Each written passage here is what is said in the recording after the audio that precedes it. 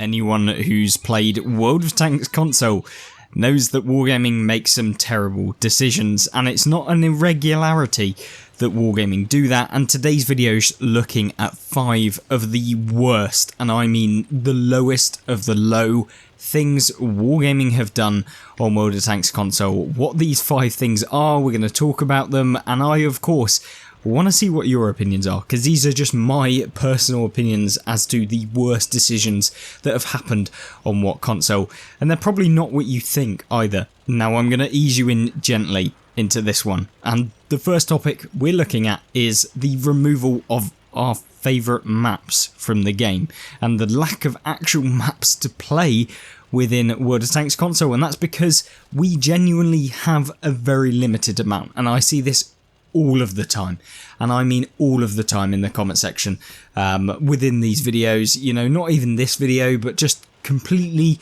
random videos. These are always within them, and that is, where are our maps? We need more maps. I see that Wargaming are introducing new stuff. Why aren't we getting any more maps? And I'm not even talking about new maps, because that's completely out of the question for Wargaming. They're not going to develop new maps. We still haven't even got the ones that we previously had before, you know, the dreaded update 6.0, but we'll leave that till later in the video.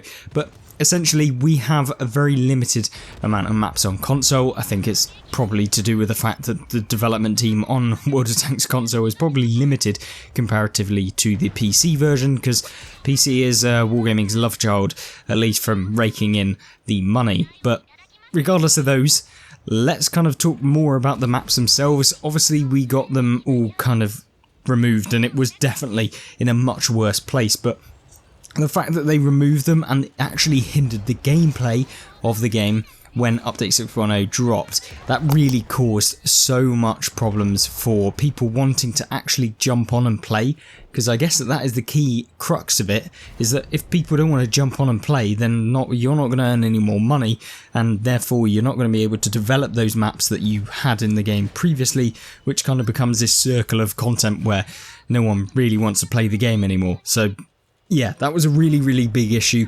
Not such a big issue now, but it definitely was probably one of the worst mistakes. Wargaming never should have released the kind of unreleased all of those maps all in one go, and it really caused so many problems for people just wanting to even play the game, which is of course not what you want as a developer of a tank game which relies on people playing the tanks on the various different maps that they're accustomed to. Now, if you thought removing things that we previously really enjoyed and had no reason to remove, then you're going to enjoy this one, which is number 2, and that is the change of the user interface, and also some of the key kind of functionality of the game itself, being the fact that we had commander skills reworked during the dreaded update 6.0, and that's because essentially all of these people who have been playing the game for years and years and years had been grinding out all of these crew skills to be able to get your 15 skill crew, where you've got literally everything, and then for Wargaming to come along years later and go, well actually, you don't need any of that anymore. We're going to now limit you to have 9 skills, we're going to change all of the skills, we're then going to re-release them as kind of skills that are basically combined skills. And then we're going to go, here you go, if you spent any money, essentially we're not going to refund you, we're just going to give you more commanders for the kind of difference in the amount of XP before, as to the new need or requirement to get to level, or crew skill level 9, and therefore you got multiple like level 9 commanders as kind of a compensation. But should you really be getting compensation, and should you really alter the game or core game things so much to the fact where people obviously got very, very upset? Anyone that has invested money, and more importantly into actually paying to be able to get their commanders to the highest rank that you could possibly do.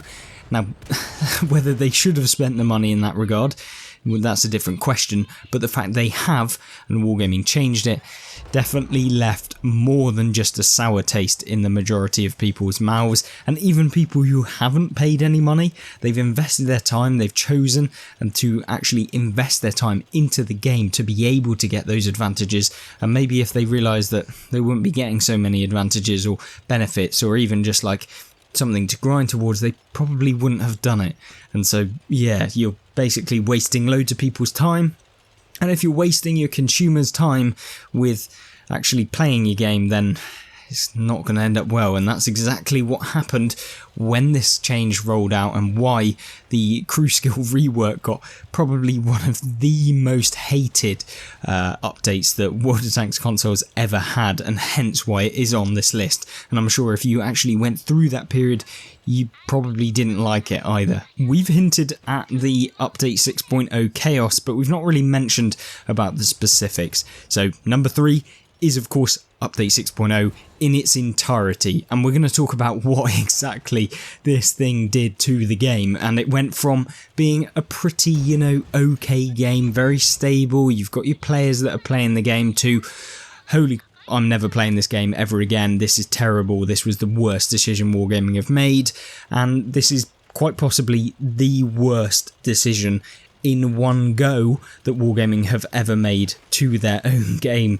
on console at least. And that's because essentially not only one core game mechanic got changed, as we talked about in the previous, the removal of some of the maps, but also the crew system, but in fact the actual game got changed so much. So when the update released, there were so many bugs, as Wargaming called them, where essentially you could still see people behind ridge lines, but they wouldn't have their icons, and there was just so many bugs, as if Wargaming hadn't even tested the actual gameplay before they released this massive update that was supposed to generate so much traffic to the game, which actually ended up decreasing the amount of people playing the game.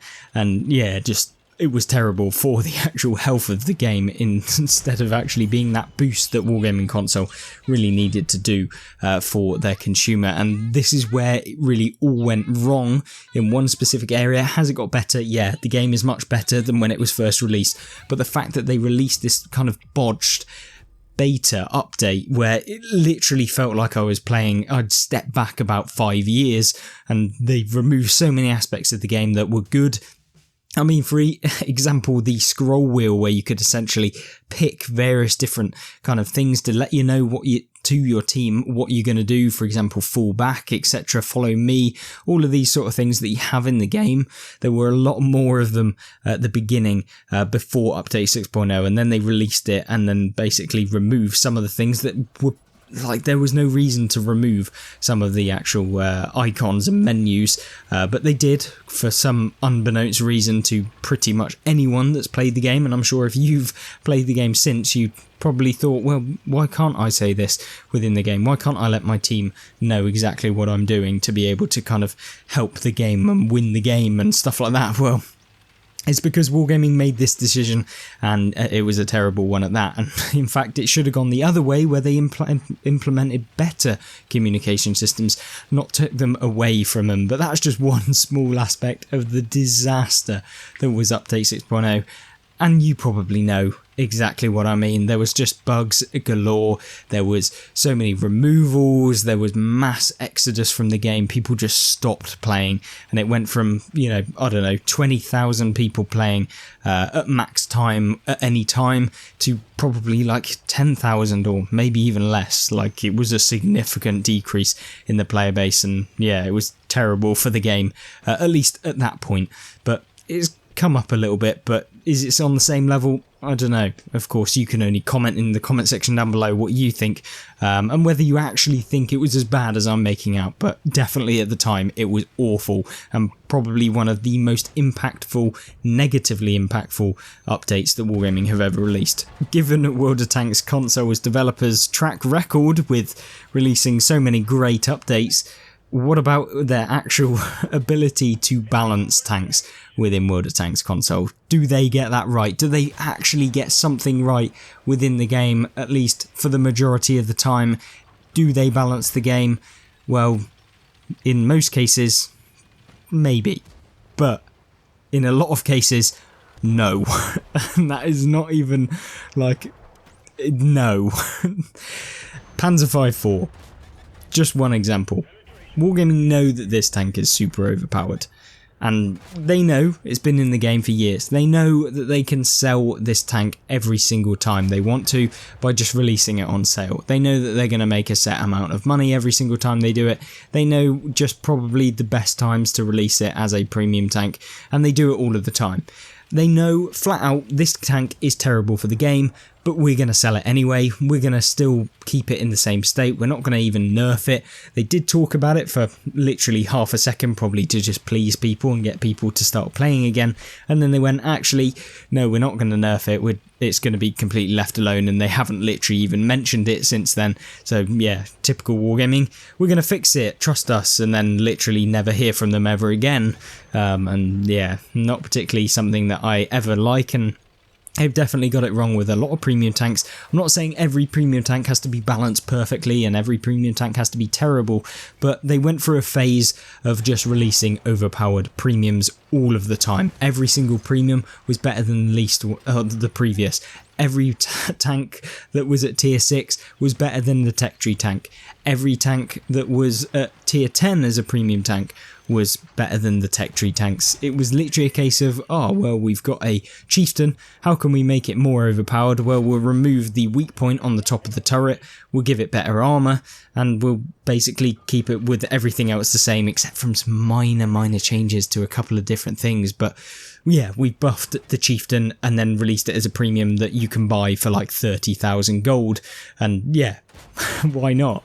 I mean, yeah, they definitely went through some terrible decision-making stages when coming up with the balance in the game, and even with some of the tech tree tanks, or at least the contract tanks being the mercenary tanks that were released probably like 4 years ago, maybe even more, I don't know entirely, but yeah, the release of things like the machine at the time was one of the most overpowered tanks that have probably graced any World of Tanks version, whether that's the console version, whether it's Blitz, whether it's PC. The machine, when it was in its original state at the original time of being released, was definitely up there with probably one of the most overpowered tanks of all time.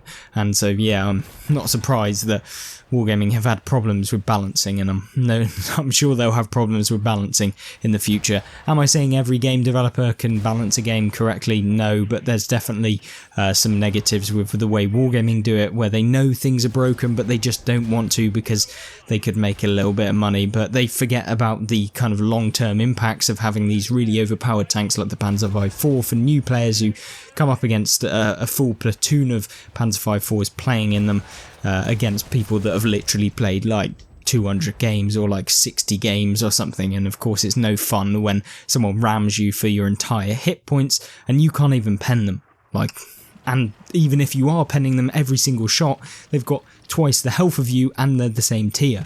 It's just terrible. And I'm sorry to use the Panzer V4 all the time as an example of an overpowered premium, but it is, and Wargaming know, and that's the problem. Wargaming know it's broken, but they don't do anything about it, and they literally refuse to even comment now on the fact that this is in the game and it's ruining the new player experience. So yes, it gets heated, but sometimes we need to speak up, sometimes we need to talk in a negative manner to let Wargaming know that these things are still in the game and you could fix them, and yeah, so the onus is on them then.